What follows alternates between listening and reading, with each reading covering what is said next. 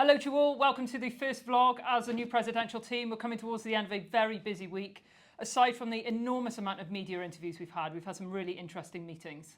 Yeah, we've had two very busy days in Welsh Council where we welcomed Alistair Carmichael, MP, who gave us an insight of the work that he did with all the IHT. We also welcomed Richard Irvine, our Chief Vet in Wales, and we had the opportunity to meet and greet members of the Senedd from all parties joining us. We also spent a little bit of time in the Senedd and managed to maximise on a chance meeting with the First Minister, which is a really good start, I think, to our first day out. Other meetings have been going on throughout the week as well. The day job still continues. I've been at a water quality summit. There's been a number of stakeholder engagements. So we're really looking forward to getting stuck into this. And we will update you in the coming weeks. Ia, mae gennym ni wythnos brysur iawn eto yn blaen ni, a da ni'n edrych ymlaen at ddod yn dôl atoch chi efo mwy.